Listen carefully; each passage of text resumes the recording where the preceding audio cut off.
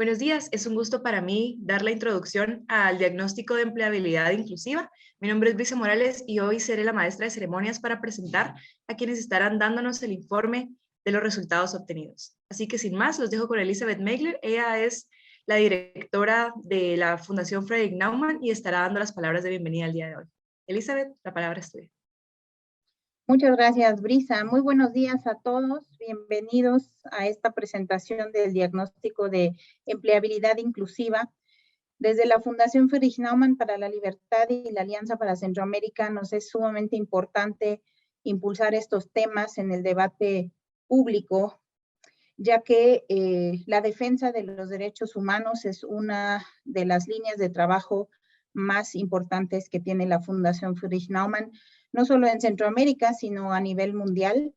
La Fundación Friedrich Naumann se crea en 1958 y en Centroamérica tenemos más de 30 años trabajando en distintas líneas temáticas. Como ya mencionaba, una de ellas gira en torno a los derechos humanos, la defensa del respeto a los mismos, la defensa de las instituciones del Estado de Derecho, el fortalecimiento del mismo, y trabajamos también en temas de economía de mercado, ciudades inteligentes, liberalización de mercados energéticos y, por supuesto, también en la formación de jóvenes. Pero hoy, bueno, nos convoca este tema importantísimo. Hablar de empleabilidad inclusiva en Centroamérica es hablar de darle oportunidades a las personas de desarrollar sus capacidades y de encontrar espacios en el mercado laboral para poder salir adelante, gozar de mayor bienestar y tener una mejor calidad de vida. Espero que este diagnóstico sea interesante para los tomadores de decisión, para el público que nos acompaña. Es un tema que comenzamos a trabajar este año, pero que nos tendrá también trabajando en los próximos años, porque es un tema que nos brinda mucho espacio para realmente poder generar cambios importantes en Centroamérica. Estaremos llevando los resultados de este diagnóstico precisamente a tomadores de decisión para alentar esos cambios tan necesarios y ojalá poder lograr reformas en este sentido. Quiero agradecer especialmente a los autores de este diagnóstico, a Luis Alberto Morán de Panamá, a Luis Loría de Costa Rica, a Fernando García de Honduras, a Luis Artiga de El Salvador y a Alan Ortiz de Guatemala, que además coordinó todo este diagnóstico junto con su equipo, junto con Carlos Páez, con Francisco Zapón y Roberto Bonifaz. Muchísimas gracias por este esfuerzo y por este gran trabajo. Espero sea de interés esta presentación para todos ustedes y los dejo con Brisa de nuevo. Muchas gracias. Gracias a ti, Elizabeth, y estoy segura de que esta presentación va a ser de interés para los que nos están acompañando el día de hoy. Y para que puedan entender un poquito más de la dinámica que llevó esta actividad, pues los dejo con Alan Ortiz. Él es el director ejecutivo de Guateactiva y presentará la metodología y los objetivos generales. La palabra es tuya, Alan.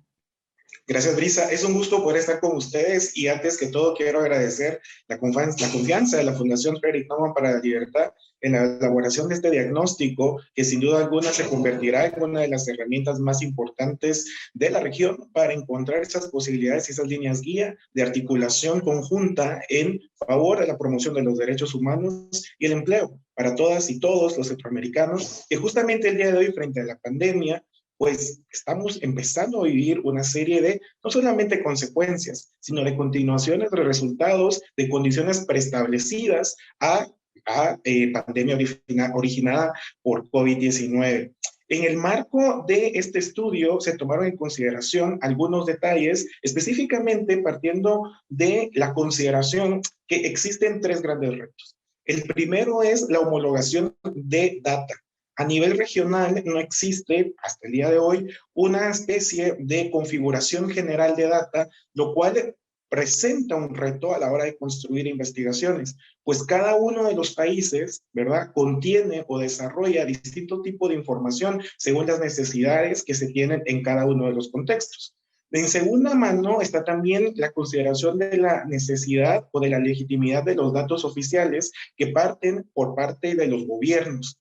De esta manera, la lógica de investigación premia una premisa más local a nivel de país para después construir un diagnóstico a nivel centroamericano. Es decir, las consideraciones de data y las consideraciones de las poblaciones establecidas y de las condiciones particulares por cada uno de los países fue identificada por cada una de las contrapartes y de los investigadores que forman parte de este diagnóstico para después develar cuáles son esas particularidades por país, pero también cuáles son esas semejanzas como región que podemos compartir frente a la reactivación económica y la inclusión de empleo en los siguientes años. En este sentido, la metodología también considero la construcción de un mapa que nos permite ver de manera gráfica cuáles son esas lógicas de causalidad que están interconectadas al momento de construir o para poder entender más bien el modelo de empleo y de necesidades frente a los siguientes años dentro de nuestra región. Y por último, pues justamente se consideraron cuáles son esas particularidades de estimulación frente a la empleabilidad y cuáles son esas consideraciones específicas según cada uno de los contextos. Y es que más bien es una construcción desde las regiones lo que nos permite poder encontrar, de nuevo, como mencionaba antes, esos puntos de encuentro en los que podemos construir una agenda centroamericana, pero también esas particularidades por país que nos permiten identificar cuáles son esas necesidades que se pueden atender y que, como bien decía Elizabeth en sus palabras de bienvenida, se pueden promover dentro de los tomadores de decisiones y dentro de los distintos sectores que se pueden identificar dentro de los países. De esta manera se pudo elaborar este primer diagnóstico de empleabilidad inclusiva, que es un punto de partida para la construcción, de nuevo, de una agenda local que toma en consideración las particularidades de cada uno de los países y que premia las soluciones frente a los siguientes años. Los dejo entonces de nuevo con Brisa y para poder escuchar cuáles han sido los resultados de cada una de las localidades y la información que se ha logrado rescatar dentro de este diagnóstico. Muchas gracias. Gracias a ti, Alan. De verdad que es muy interesante saber cómo es que se realiza este tipo de actividades para que las personas interesadas pues, puedan darle seguimiento desde sus espacios a los resultados obtenidos y a otras maneras en las que se puede continuar este tipo de investigaciones. Así que sin más, vamos a comenzar con Luis Morán. Él es economista y profesor universitario en Panamá y está encargado de presentar los resultados obtenidos en este país. Luis Morán, te damos la bienvenida. Por favor, adelante. Muchas gracias, Brisa. Yo quiero en primera instancia agradecer y felicitar a todo el equipo que está detrás, digamos, de esta oportunidad en donde estamos tocando un tema muy importante como es el tema de la empleabilidad inclusiva, un término muy importante para nuestros países, principalmente para la región y obviamente Centroamérica.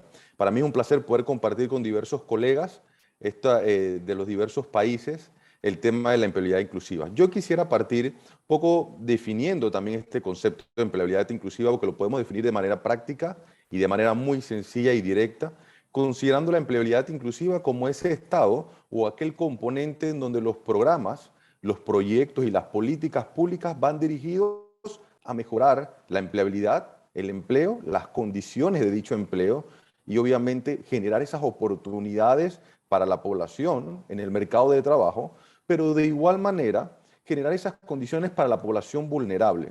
Obviamente cuando hablamos de población vulnerable estamos hablando de la gran parte de nuestros jóvenes, de mujeres y otros grupos importantes o de interés que sabemos y como se ha mencionado han sido afectados durante la pandemia. Entonces es muy importante mencionarlo. Obviamente este diagnóstico que hemos hecho para el caso de Panamá lo hemos enfocado también y dirigido a un sector que está creciendo y que Panamá, por ser, digamos, motor estratégico, por tener una posición privilegiada geográficamente y por algunos otros componentes, también la economía geek se convierte en un sector que debemos vislumbrar, que debemos cuidar para absorber esa mano de obra que ahora debemos incorporar en nuestros mercados de trabajo. Después de haber dicho eso, yo agradecería que me pasen a la siguiente lámina para ver un poco y seguir viendo los resultados en el caso de Panamá. Este primer gráfico, que forma parte de los resultados del país, muestra la tasa de crecimiento que ha tenido Panamá y esa relación que guarda con el nivel de empleo. Como sabemos, hay una relación muy directa entre ese crecimiento y el tipo de empleo. Y esto también se convierte en uno de los elementos que hemos identificado dentro del estudio y hemos vislumbrado que debemos cuidar como país ese crecimiento. Debemos lograr volver a tomar las sendas prepandemia en nuestro país para absorber esa mano de obra que sabemos que las tasas de desempleo han afectado a todos los países y Panamá no escapa de esa realidad. En los últimos datos, principalmente los datos del 2021, de este año, ya vemos una disminución en la tasa de desempleo y también una mejora a nivel económico. Y acá un poco nuestra preocupación en el diagnóstico, en los temas que hemos identificado, para que esta recuperación económica que se está dando, obviamente no sea en forma de K, es decir, que no sea desigual, sino que vayamos incorporando a la mano de obra de la mejor manera, principalmente en ese empleo formal o en aquel sector tecnológico que hemos mencionado que genera mucha oportunidad. En el siguiente gráfico, también ustedes pueden ver la radiografía del 2019, 2020 y 2021 que forma parte de nuestro diagnóstico. Hemos encontrado en este diagnóstico una disminución de la población económicamente activa con esa capacidad o ese interés o aquel componente de laboral, de trabajar. De igual manera, en este diagnóstico observamos sí una mejora en el nivel de ocupación, pero esa mejora del nivel de ocupación lastimosamente sigue impulsada por los niveles de informalidad, es decir, hay una precariedad en el tema del empleo, algo que debemos cuidar, y yo creo que este diagnóstico nos permitió revisar y ahondar un poco más en los problemas que enfrentan nuestros países. De igual manera, a pesar de, digamos, de la cantidad de personas desocupadas, todavía tenemos una gran cantidad de personas que no logran insertarse en el mercado laboral. Y este diagnóstico nos ha permitido también visualizar otras alternativas como la reinserción laboral. Hay algunos sectores que no están creciendo y que están un poco más rezagados, entonces debemos aprovechar para reinsertar en otros sectores esa mano de obra principalmente joven y principalmente mujeres que, reitero, son los grupos más afectados. En la siguiente diapositiva, dentro del diagnóstico que les he estado comentando, creo que el diagnóstico permite a los tomadores de decisiones conocer la información y, como se mencionaba, también conocer los datos. Si vemos, y principalmente hicimos la comparación en el año 2019 y en el año de la pandemia, un crecimiento en el empleo por cuenta propia, es decir, que se evidencia que la gran cantidad de trabajadores están optando por liderar o trasladarse a manejar ya sea una micro, una pequeña o una mediana empresa. Y este diagnóstico, esto es lo que se observa en Panamá, también nos debe generar las condiciones para absorber a esos microempresarios, para que tengan las condiciones necesarias, para que tengan menos barreras, para que logren formalizarse y para que puedan operar dentro de sus actividades económicas. Porque vemos, reitero, que el trabajador por cuenta propia y también el patrono comienza a ser como una especie de tendencia, y obviamente esto también algún comportamiento en el tema de la pandemia. Muy bien. Adelante con la siguiente diapositiva.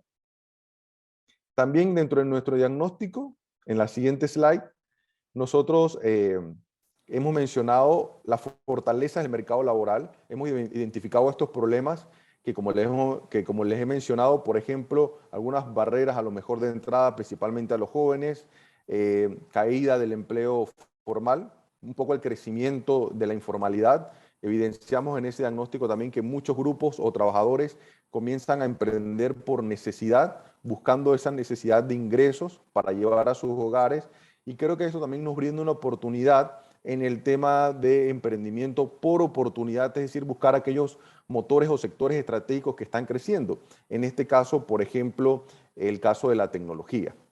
Muy bien, en la fortaleza del mercado laboral, en la anterior, en este punto, el tema de las empresas a nivel tecnológico, Panamá destaca por la confianza y seguridad jurídica. Esto es un elemento muy importante que ha impulsado la inversión extranjera y la inversión privada. Y por eso consideramos que pudiera ser un dinamizador del mercado laboral.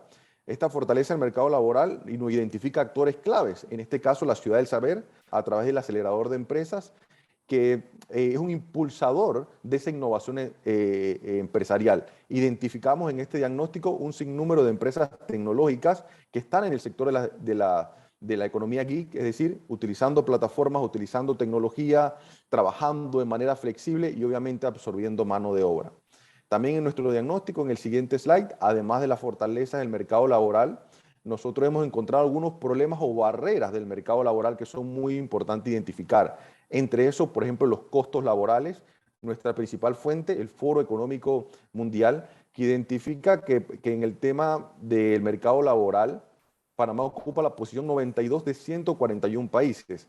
Y yo creo que esto es lo importante del diagnóstico también, identificar aquellos problemas y aquellas soluciones. Creo que este diagnóstico también nos permite ahondar en el tema de gestión por resultados, es decir, dónde vamos a invertir que nos dé resultado para poder absorber de mejor manera la mano de obra y que estos trabajadores tengan una mejor condición. Dentro de las principales barreras que identificamos en nuestro estudio y el caso de Panamá, se encuentran, por ejemplo, los costos laborales, que todavía siguen siendo altos para las empresas, y esto de una u otra manera impide que los trabajadores obviamente logren dinamizarse. Los costos laborales, las prácticas de contratación, la cooperación entre empleado y trabajador y obviamente el tema de productividad y trabajo. Ya en el cierre de la presentación, en la más adelante, hago las intervenciones que hemos identificado en nuestro modelo conceptual, evidenciando un poco la necesidad de capacitación digital, de formalización y obviamente de esa flexibilidad del trabajo que debe ir acompañada de generar mejores condiciones para los trabajadores. En este mapa conceptual hemos identificado los problemas, pero también las soluciones. Y por último, tenemos las conclusiones más relevantes, como ustedes pueden encontrar. Obviamente Panamá debe aprovechar la tasa de crecimiento que va a alcanzar en el 21, el 22 y el 23, que sabemos que son favorables. No esperamos que esta recuperación en forma de K lleve el detrimento a algunos sectores, al contrario, debemos aprovechar el acompañamiento de aquellos sectores para absorber mano de obra. Debemos acompañar a los grupos vulnerables, principalmente a los jóvenes que necesitan capacitación. Por eso lo mencionábamos en el tema de nuestro modelo conceptual, mencionábamos la capacitación. De igual manera en el tema educativo, la cobertura y la calidad educativa, que también es un elemento sumamente importante. Vemos el tema de la flexibilidad del mercado laboral y deben comprenderse como un mejor funcionamiento de las empresas en búsqueda del aumento de la productividad. Y yo creo que eso es sumamente importante. Y por último, obviamente sabemos que el sector de la economía geek está creciendo y que debemos acompañar para que este sector siga absorbiendo mano de obra y obviamente siga provocando la innovación, que es sumamente importante. Con esto yo concluiría el caso de Panamá. Espero haber cumplido con el tiempo y muy agradecido con ustedes por esta enorme oportunidad.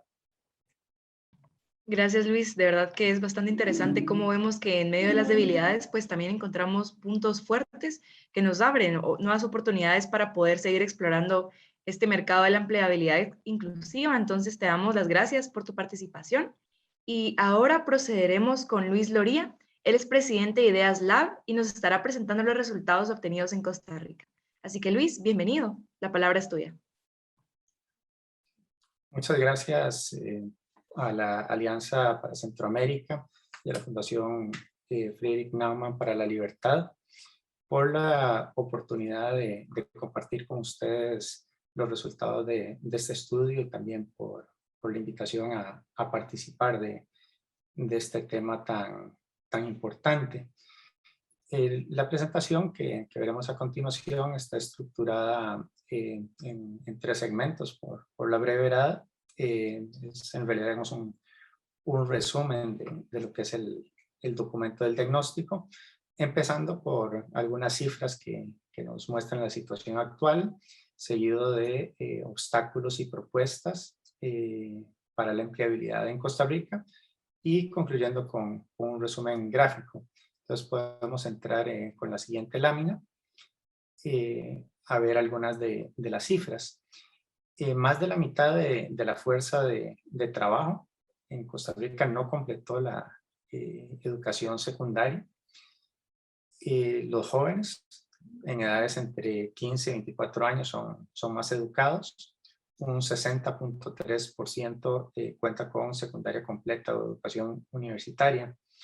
En contraste, 1 de cada 4 adultos de 35 años o más no completaron la primaria. ¿No? Esto contrasta fuertemente con la percepción, incluso local, pero también en el ámbito internacional, de que una gran parte de la fuerza de trabajo en Costa Rica es muy calificada. Por otra parte, 2 de cada 3 personas 2 de cada 3 personas fuera de la fuerza de trabajo son mujeres. Entonces, esta es una condición que afecta particularmente a las mujeres.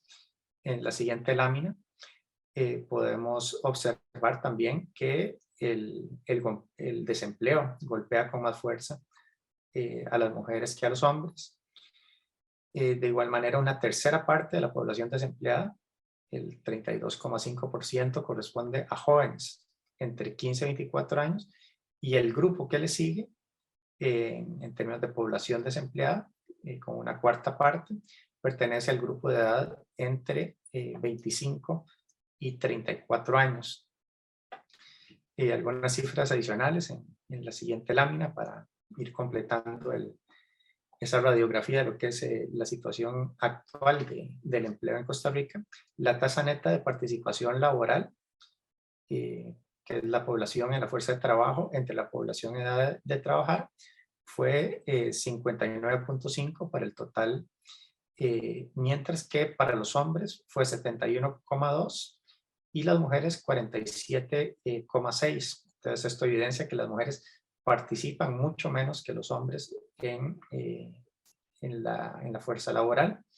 La tasa de ocupación de un 48,7% para el total también muestra una debilidad en el caso de las mujeres frente a los hombres.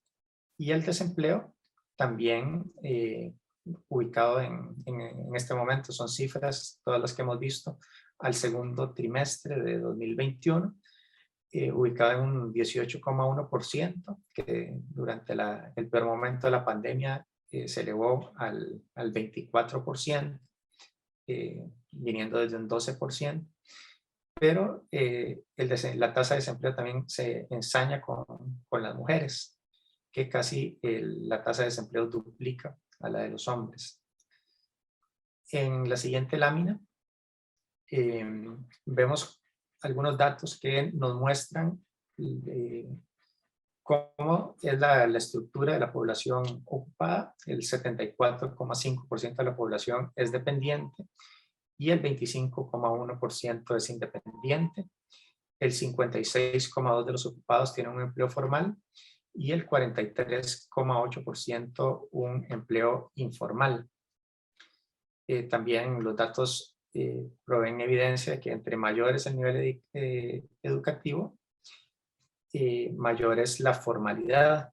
Entonces, en contraste, a niveles educativos más bajos en la fuerza laboral, mayor informalidad. Por sector de actividad del empleo principal, por mucho, cerca del 70% está concentrado en el sector servicios, un 18% en el sector secundario y un 11,2% en el sector primario. Ya en la siguiente lámina, con base en varios estudios tanto nacionales como internacionales, incluyendo algunos de la Organización para la Cooperación Económica y el Desarrollo, la OCDE, y también el Foro Económico Mundial, localmente en Costa Rica, estudios de Lead University, de la Academia de Centroamérica, aportes de varias cámaras empresariales. Existe mucha coincidencia en términos de los obstáculos y también en términos de las intervenciones o propuestas que podrían contribuir a solucionarlos. Entonces, en esta lámina se resumen 7 obstáculos relacionados con la empleabilidad que se traducen en altos niveles de desempleo e informalidad. Estos son elevados costos de formalización, incluyendo impuestos al trabajo o cargos a la planilla, brechas en formación, que tienen que ver con educación y capacidades, brechas digitales relacionadas con conectividad y alfabetización digital, la brecha de género, una brecha territorial, contrastando lo que es la actividad económica en el gran área metropolitana en contraste con las áreas rurales, una brecha de productividad en lo que se define como nueva economía versus vieja economía, y en general algunas rigideces en el mercado laboral. Por el lado de las propuestas, mapeando los obstáculos anteriores, estas van en sentido de reducción de cargas laborales y condonación de deudas, básicamente de deudas de trabajadores con la seguridad social e instituciones de gobierno. Propuesta de educación dual, formación técnica, desarrollo de habilidades e idiomas. Esto ya existe, pero hay que fortalecerlo. Desarrollo de competencias digitales y conectividad. Oferta de cuidado infantil y promoción de participación de mujeres para facilitar su inserción en el mercado laboral. Trabajo remoto, nómadas digitales, plataformas digitales. Esto hay que apoyarlo y promoverlo. Programas de vinculación con la nueva economía para mejorar la productividad, jornadas flexibles y cotizaciones por tiempo real laborado. Eso tiene que ver con reformas a la regulación del trabajo. Y todo esto se resume en el siguiente gráfico, donde se muestran, por un lado, la situación actual del mercado laboral costarricense, que se traduce en elevado desempleo e informalidad, y una serie de oportunidades de intervención para mejorar en estas áreas y que se contribuya a la reducción del desempleo y la informalidad.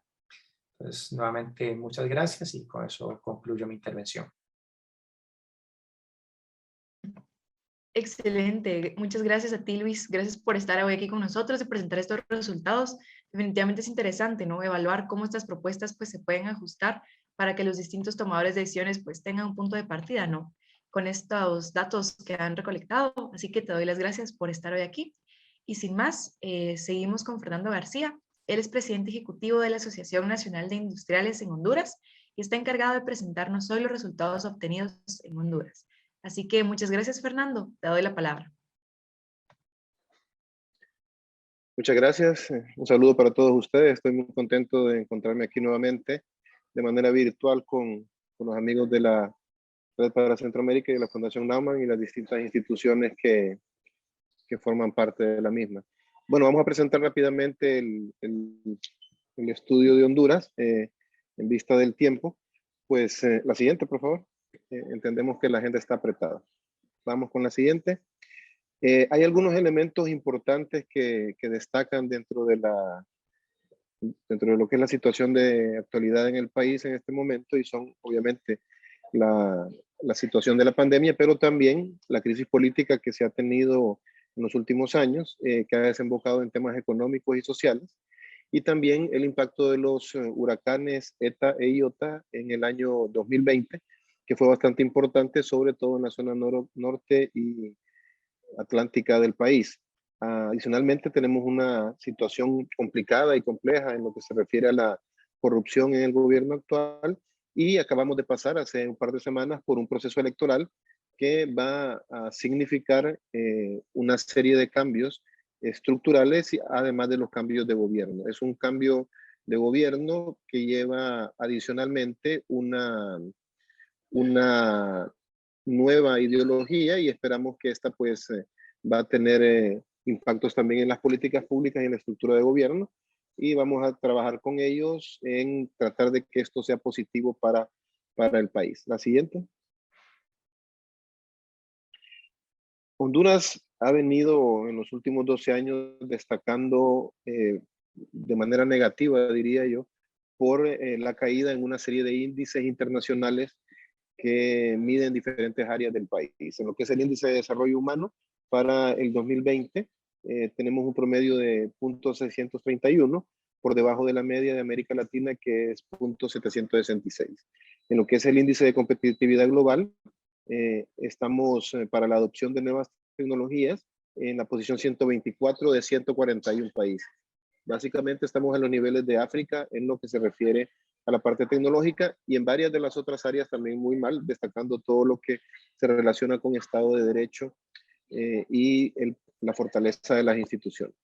Si vemos el índice de transparencia también para el 2020, nos situamos en el lugar 157 de 180, incluidos países de todos los países y territorios que se han evaluado.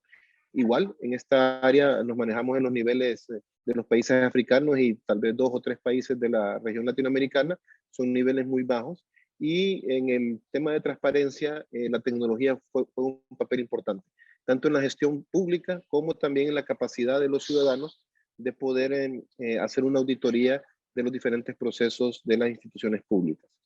Y si vemos el índice, el Doing Business, del 2020 también, vemos que nos encontramos en la posición 121 de 133. En términos generales, el país se encuentra bastante deteriorada sus posiciones en todas estas evaluaciones internacionales independientes, lo que pues genera una situación compleja para la atracción de inversión extranjera y también para que la inversión nacional pueda fructificar. En lo que se refiere a empleabilidad, pues tenemos un 77.8% de la PEA que es empleada por el sector privado, de la cual un 67.62% se encuentra concentrada en la MIPYME. Escuchando las presentaciones anteriores, pues esto es más o menos similar en Centroamérica. La MIPYME es un motor fuerte de la economía en nuestros países. Sin embargo, en el caso hondureño, gran parte de la MIPYME es MIPYME informal, no está formalizada, y esto tiene una serie de situaciones que tienen que ver con temas tributarios, con temas laborales y también con temas de seguridad social y de formación profesional, así como de acceso a crédito. En lo que se refiere a la tasa de desempleo, según la OIT, estamos en 5.7 para el 2019, de los cuales el 7.1 es para hombres y el 4.6 para mujeres. Y en lo que se refiere a las zonas, a los sectores con mayor participación en la fuerza laboral, la agricultura sigue siendo un factor importante, luego la manufactura y luego el comercio. Como pueden ver, son sector primario básicamente los que generan empleo en el país y no es, en su mayoría no es vinculado con la tecnología y con la generación de valor agregado a través de capital intensivo o de tecnología, sino que básicamente mano de obra barata que se utiliza en la parte agrícola, manufactura y comercio. Y ese es un tema importante cuando hablamos de la gig economy y de los impactos que pueda tener en el país. La siguiente. Aquí tenemos un desglose de cómo es básicamente la distribución de los empleos en el país. Vemos que 86.000 son empleos domésticos, 215.000 son empleos públicos, 1.400.000 empleos privados. Y aquí vemos que tenemos de asalariados 1.700.000 y ocupados tenemos 3.655.000 de una PEA de 4.100.000 y una población en edad de trabajar de 6.900.000. Lo que vemos es una gran diferencia en lo que es el empleo formal y lo que es la población en edad de trabajar, y esto nos deja una brecha muy grande que lastimosamente se está cubriendo básicamente con el flujo masivo de hondureños a través de las caravanas de migrantes a distintos países, sobre todo Estados Unidos. La siguiente. En el tema de educación, creo que vale la pena destacar que el 25% de las personas entre 12 y 30 años son ninis, ni estudian ni trabajan, y que el promedio de educación anda entre 7 y 8 años, a nivel nacional 7.8 años, en la zona urbana 8.9 y en la zona rural 6.9. Y un 38.1% de mujeres ninis, un 10.9% de hombres ninis. Esto nos afecta directamente en la capacidad productiva de la población, ya que el nivel de escolaridad, como decía, es muy bajo, y al final las salidas laborales que tiene esta población se concentran en los sectores que vimos al inicio de la presentación, en la parte agrícola y en la parte de manufactura y en la parte un poco de comercio, porque no hay generación de competencias laborales que puedan aportar un valor agregado específico, más que todo es mano de obra barata y poco calificada. La siguiente.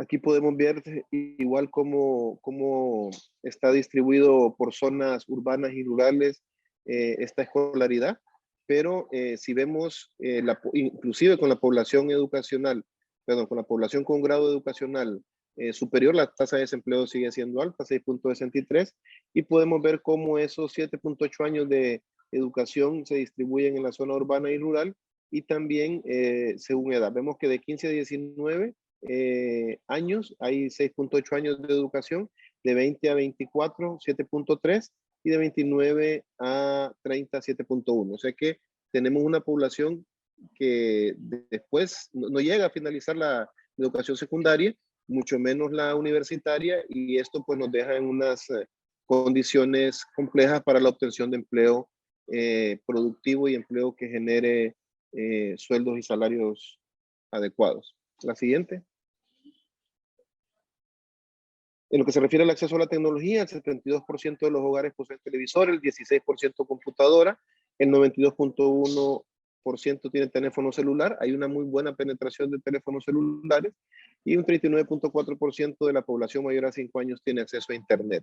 El 67.1% utiliza los servicios de Internet una vez al día. La cobertura celular es fuerte, sin embargo hay problemas con el precio para alguna parte de la población, y se está iniciando algunos programas, sobre todo en los municipios bastante alejados y zonas rurales, para poder facilitar el acceso a la conectividad en esas localidades. La siguiente.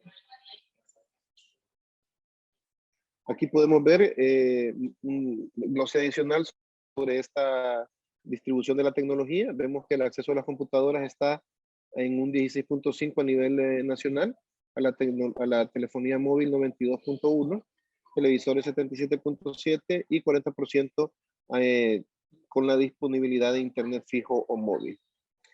Como decía, la accesibilidad a nivel de celulares es alta. Sin embargo, el tema de la compra del internet es lo que a veces dificulta a la población. Y obviamente la telefonía celular es muy útil y puede servir para algunas funciones, pero hemos visto ahora en la pandemia que, por ejemplo, para el tema de educación, el teléfono inteligente no es suficiente, ya que se requiere de un dispositivo más potente y más grande, como una tablet o una computadora. La siguiente. Algunas consideraciones sobre la gig economy, pues debido a la no existencia de exclusividad, es un producto flexible, ajustable y adaptable. Es importante tomar en cuenta el sistema educativo del país para ver el tema de conectividad que mencionábamos anteriormente, y el uso de las tecnologías al momento de vincular la gig economy en el marco hondureño, y tener en consideración también la normativa laboral y de seguridad social respecto a pensiones, jubilaciones, así como las obligaciones laborales que se tienen que... Hay una ambigua legislación hondureña respecto a la creación de emprendimientos sostenibles, necesitamos mejorar mucho. Eso se refleja en los índices de competitividad y los índices de doing business.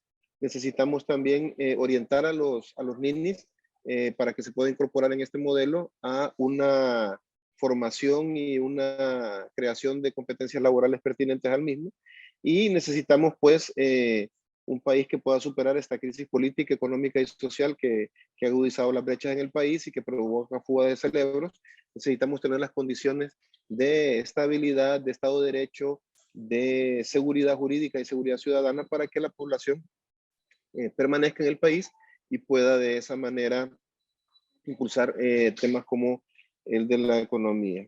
Estas serían las conclusiones de Honduras. Agradecemos nuevamente a la Fundación Naumann y a la Alianza por la Centroamérica por darnos este espacio. Creo que me pasé un poquito con el tiempo, pero me disculpen. No hay pena, Fernando, de verdad que es muy interesante. Gracias por la división que hiciste y cómo enfatizaste la relación que tiene la parte económica con la política, porque es algo que es inevitable ligar. Así que te doy las gracias por el tiempo que nos diste el día de hoy. Y sin más, pues sigo con Carlos Páez.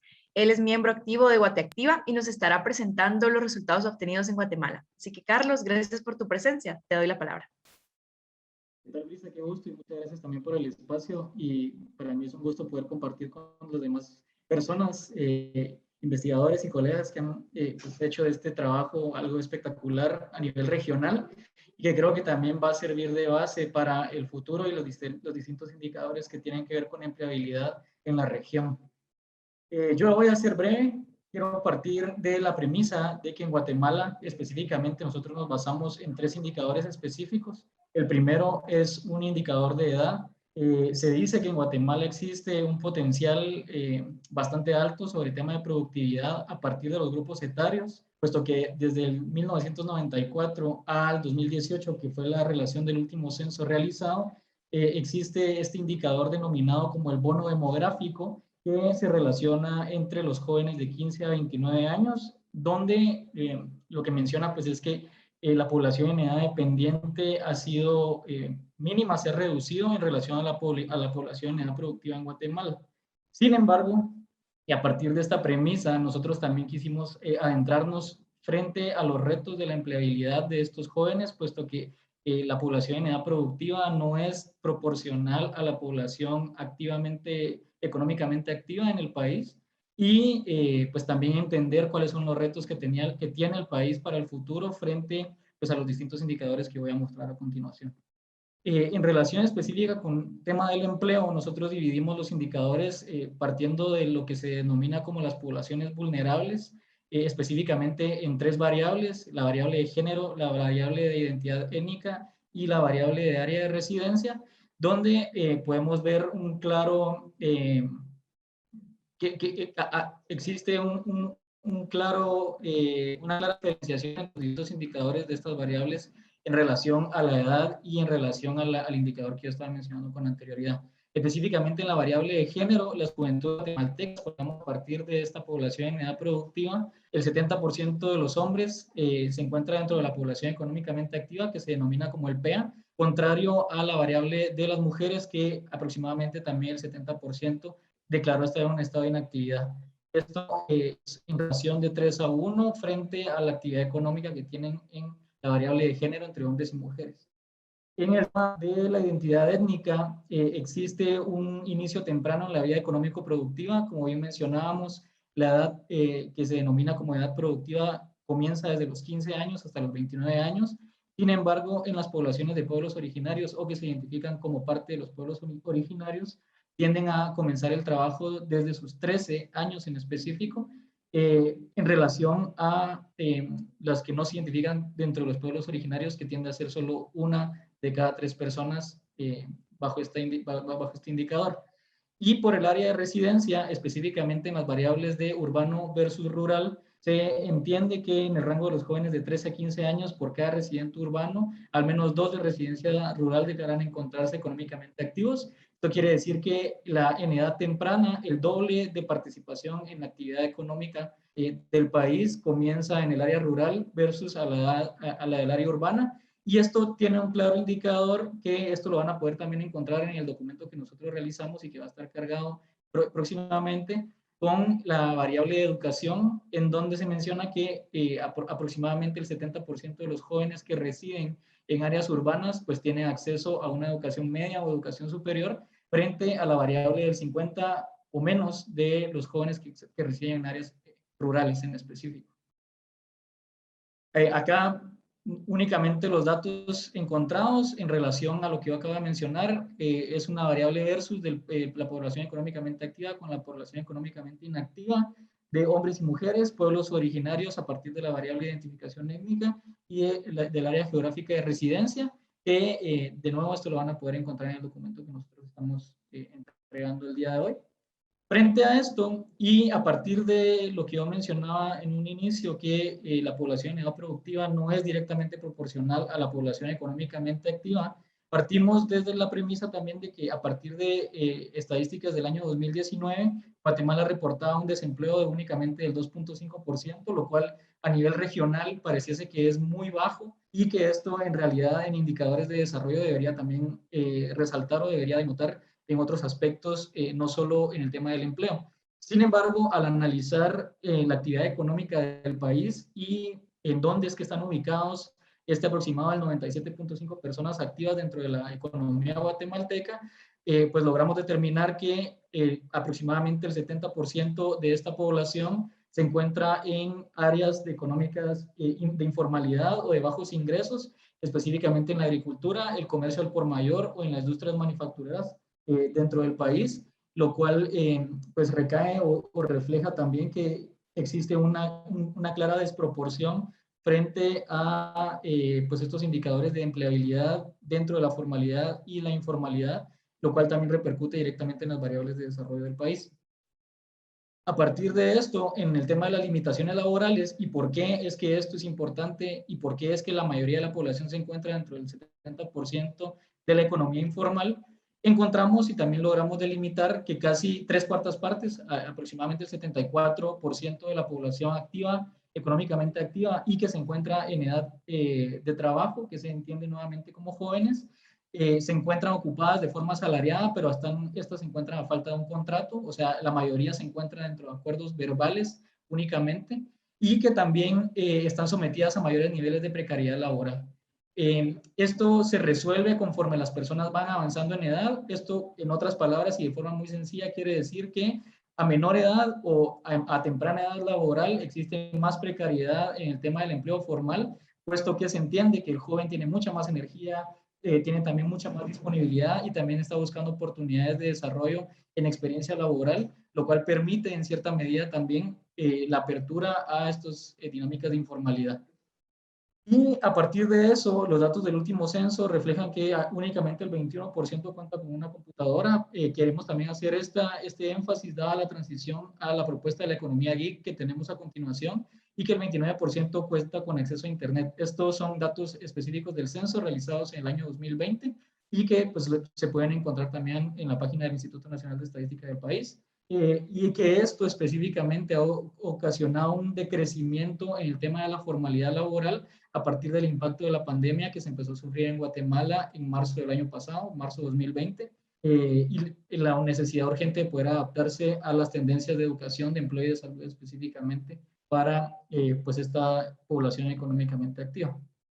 En ese sentido, se logró determinar a partir de diferentes estudios sobre las habilidades y competencias que se requiere al día de hoy y que nuevamente fueron validadas por diferentes empresas y el sector privado del país, frente a las posibilidades que tiene la población económicamente activa o en edad laboral para poder ingresar a los espacios de trabajo de forma de empleo formal, diciendo de alguna manera, y las competencias mínimas que están en la expectativa de las diferentes instituciones que están contratando de forma formal de nuevo para la proyección del futuro y la economía del país.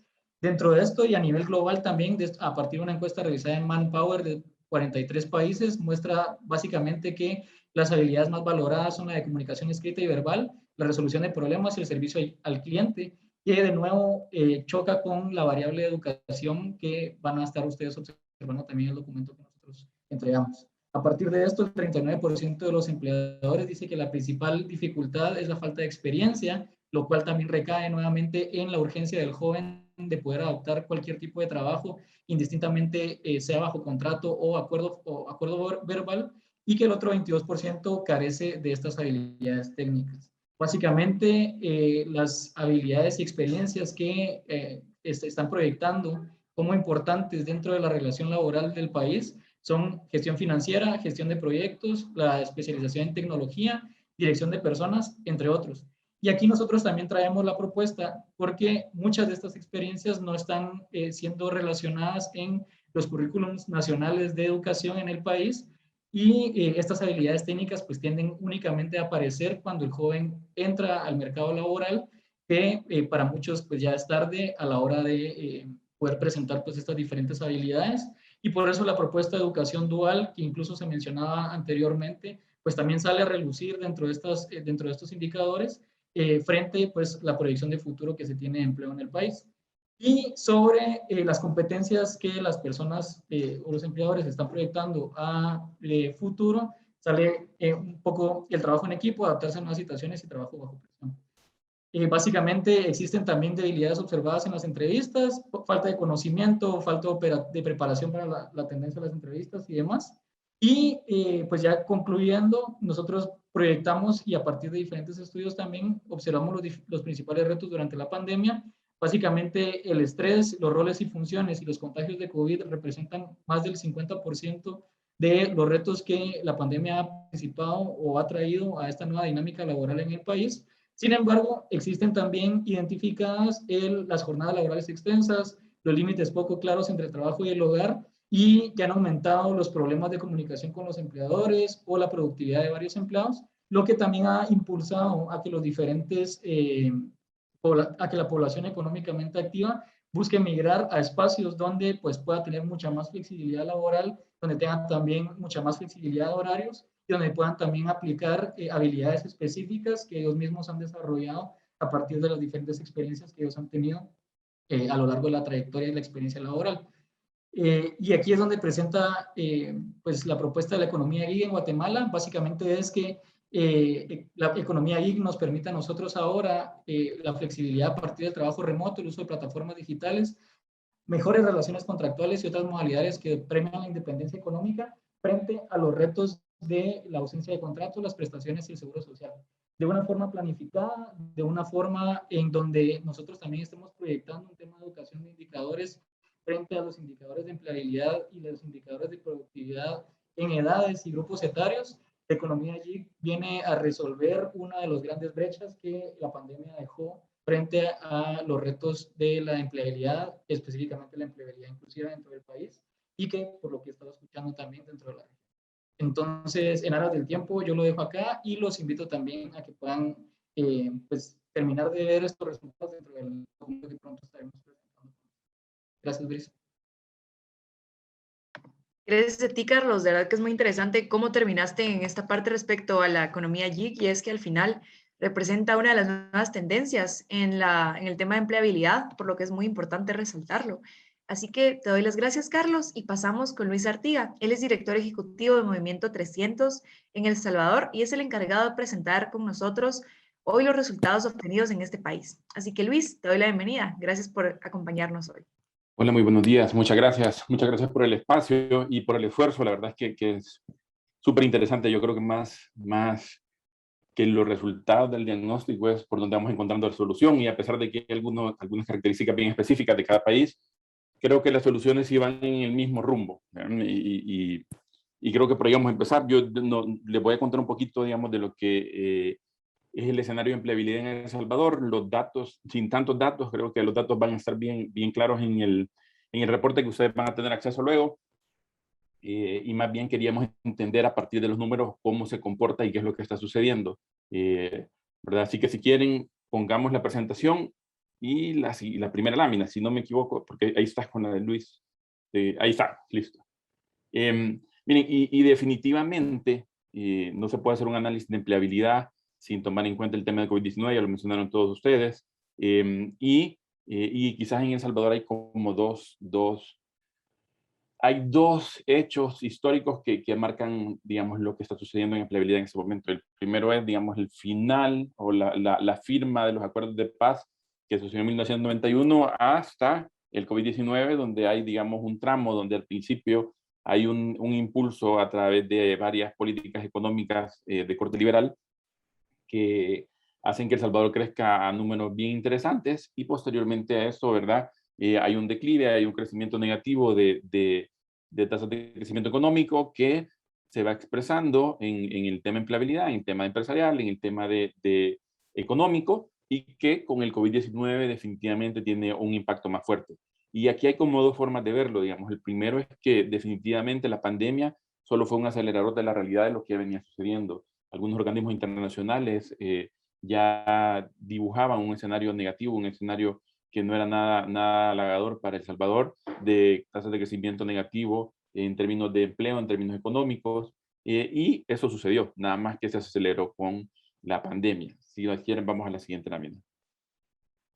Entonces, los problemas de antes son los problemas de ahora. ¿Verdad? Lo que está sucediendo ahora definitivamente iba a suceder en el país, iba a tener un impacto en términos económicos y en términos de empleo y en términos de generación de ingresos para las familias de todos los salvadoreños, y siguen siendo los mismos, ¿verdad? La siguiente lámina, y creo que empezamos a ver un poquito a detalle de qué es lo que impacta en el mapa de empleabilidad en El Salvador. Miren, esto es Y digamos, y una de las cosas que nosotros hemos estado analizando cuando hemos estado haciendo el análisis del diagnóstico es, bueno, si lo que estamos viendo, digamos, en números fríos, que no necesariamente refleja o no puede transmitir o no puede recopilar todo lo que en el día a día, en la realidad pasa en el desarrollo económico del país, son causas o consecuencias. Es decir, digamos, el COVID-19 y lo que sucedió con el COVID-19 es una consecuencia o es una causa para que estos eventos pasen. Y eso es importante para nosotros porque si no logramos, en nuestra opinión, definir cuáles son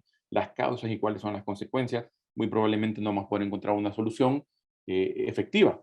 Porque si empezamos a tratar de solucionar las consecuencias, solo estaríamos poniendo curas a nivel superficial por sobre las causas que deberían de ser las que deben de ser atendidas. Y eso es un poquito lo que hemos encontrado y que les voy a platicar adelante. La siguiente. Sí hay un impacto a sectores específicos en el tema de empleabilidad, definitivamente, y lo vamos a ver también más adelante, los jóvenes, las mujeres son los principales, pero con algunas aristas yo creo que esto es importante también darle y cambiar el enfoque solo tradicional de género, solo de la hombre sobre la mujer. Yo creo que hay otros factores y creo que lo hemos comprobado y lo hemos podido desarrollar, al menos en el caso del país. Pero creemos que sí es importante que si bien es cierto los jóvenes y las mujeres son indiscutiblemente uno de los más impactados, la razón es por qué, las consecuencias y las causas, lo que les decía antes. La siguiente. Entonces, fíjate que creo que no está mal la presentación, porque hay un par de láminas, casi seguro. Pero denme un segundo porque no está en el orden que les había enviado. Y faltan 2 láminas. Déjenme abrir, aunque no lo podamos ver ahí, quiero verlo desde mi presentación. Les pido un segundo.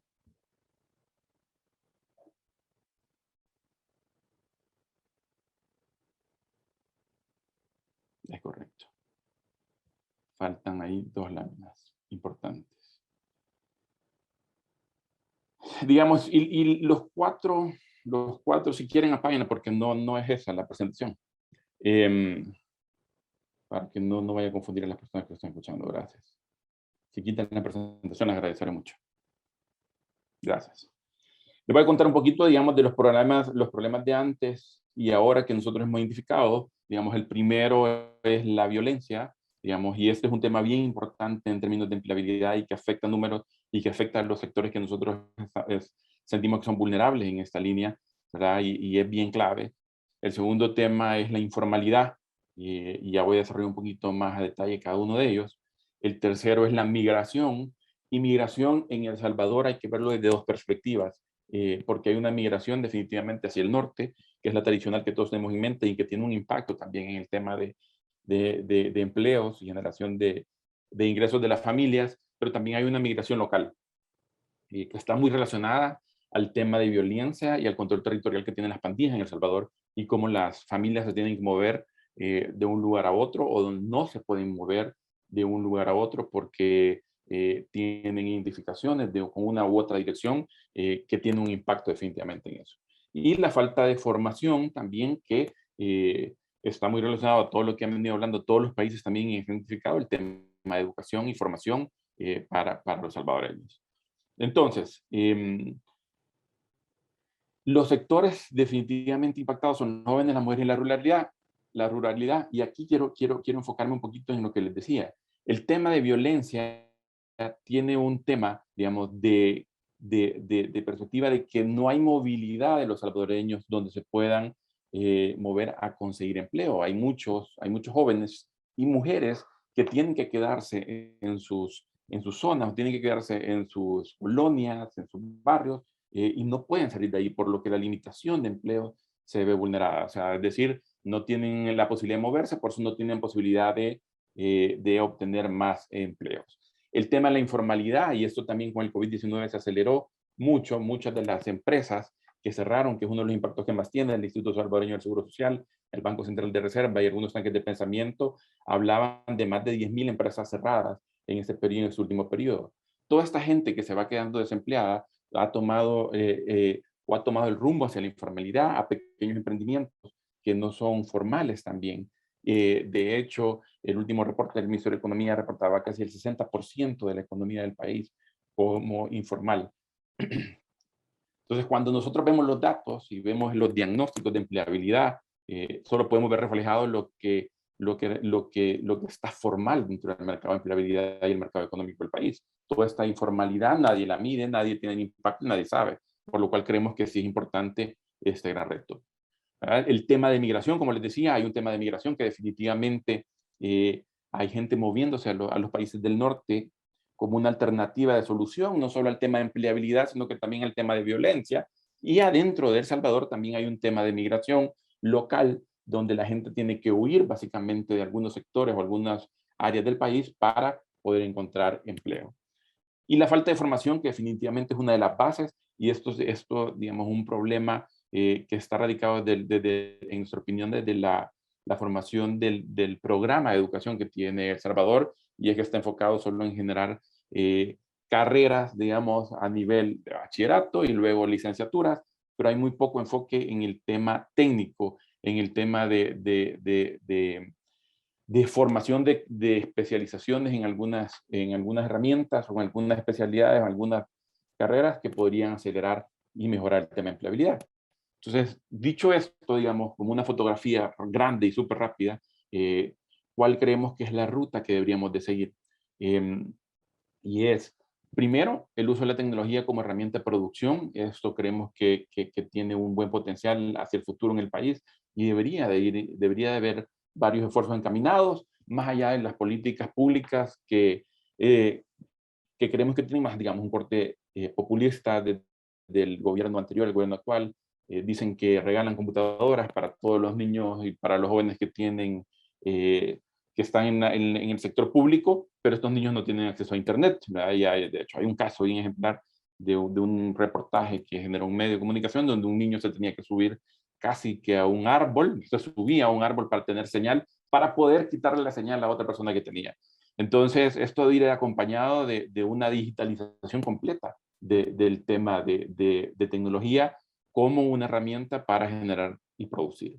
Las economías colaborativas, esto súper relacionado al gig economy, que debería de empezarse a impulsar, digamos, romper los paradigmas tradicionales de cuáles son las formas de empleo y de meterse, de nuestra opinión, a todo el tema de la economía informal, que quienes por falta de recursos son mucho más creativos encontrando soluciones a este tipo de problemáticas. El tema de las tareas especializadas también, ¿verdad? Que está también relacionado al geek, cómo hacemos que los jóvenes dejen de tener como una aspiración convertirse en un licenciado y mejor deberían de convertirse en un técnico especialista en electricidad, me voy a inventar. Creemos que ese es otro de los grandes retos que podríamos caminar hacia ese tema, y podría ser el tema de trabajo a distancia, que la pandemia lo aceleró, pero de nuevo tenemos que suplir las necesidades que están arriba. Alguien con tecnología, alguien que esté en economías colaborativas y que tenga tareas especializadas va a hacer un mejor trabajo a distancia y eso va a generar mejores condiciones. Este punto en específico, por las condiciones coyunturales de El Salvador, creemos que sería clave. Por el tema que les decía de la violencia y de la migración, creemos que podría ser súper interesante caminar o transicionar a ese esfuerzo.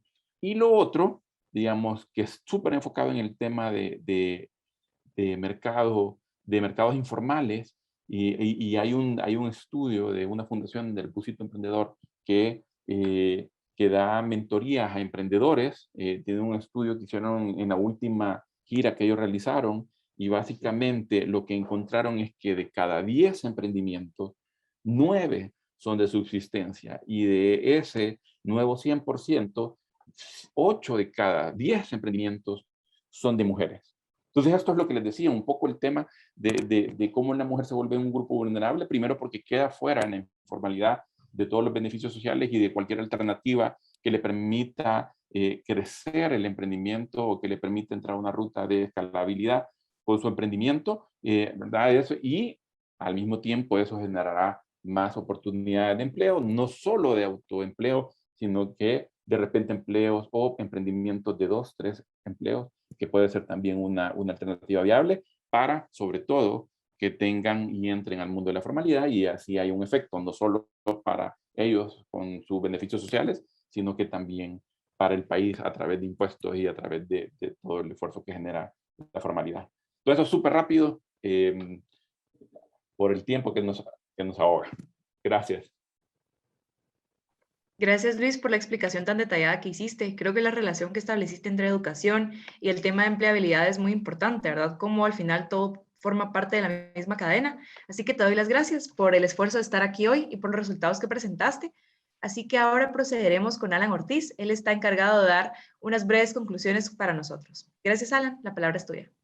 Muchas gracias, Brisa, y muchas gracias a todos los expertos y a todas las contrapartes de la Alianza de Centroamérica y a la Fundación Frederick Naumann para la Libertad por esta colaboración, por este proceso de aprendizaje y estos primeros resultados del diagnóstico de empleabilidad inclusiva.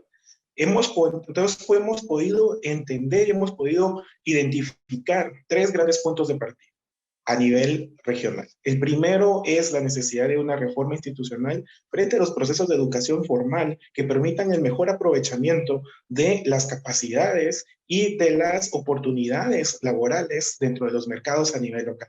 Esto podría traducirse en procesos parecidos o inspirados en educación dual que nos permitan justamente fortalecer y promover esas habilidades blandas y duras para el mejor desarrollo de los mercados locales y así mejorar la calidad de vida de los centroamericanos. El segundo punto es justamente el aprovechamiento de las tecnologías digitales frente a una lógica de proyectos y procesos, no solamente de servicios, sino también de habilidades y diferentes plataformas colectivas que nos permitan, dentro de la lógica del gig economy, promover estas oportunidades de mejoramiento de los emprendimientos y de los ecosistemas digitales dentro de la región. Y como tercer punto, el apoyo al desarrollo y a las mejores condiciones de emprendimiento a nivel de pequeña y mediana empresa que nos permitan también pues, promover estas mejores condiciones de empleabilidad. Estos resultados y estas primeras conclusiones las pueden descargar dentro del sitio web de la Alianza para Centroamérica.org, en donde pueden encontrar toda la información y estos primeros pues, hallazgos del diagnóstico de empleabilidad inclusiva para Centroamérica. Muchas gracias, Brisa. Muchas gracias a todos por acompañarnos. Tengan todos un buen día. Esto es todo por mi parte. Muchas gracias, Alan. De verdad que es bastante interesante y muy importante el trabajo que han realizado a través de esta investigación. Creo que como centroamericanos al final nos interesa justamente crear esos espacios para que se generen estos nuevos espacios de empleo en nuestros países. Así que Elizabeth Meigler está encargada de dar las palabras de despedida para concluir la sesión del día de hoy. Así que Elizabeth, la palabra es tuya. Gracias, Brisa. Bueno, nuevamente agradecer a todos los autores que participaron en la elaboración de este diagnóstico. Luis Artiga de El Salvador, Fernando García de Honduras, Luis Alberto Morán de Panamá y Luis Loría de Costa Rica, así como liderado por Alan Ortiz en Guatemala, pues todo el equipo que participó en la elaboración del capítulo Guatemala y la coordinación general de este diagnóstico, que esperamos sea una herramienta muy útil para tomadores de decisión y otros actores clave, con el fin de realmente generar en el futuro cercano las oportunidades laborales que requieren los ciudadanos de Centroamérica para mejorar su calidad de vida y tener mejores oportunidades. Muchísimas gracias a todos por habernos acompañado y les deseo un buen día.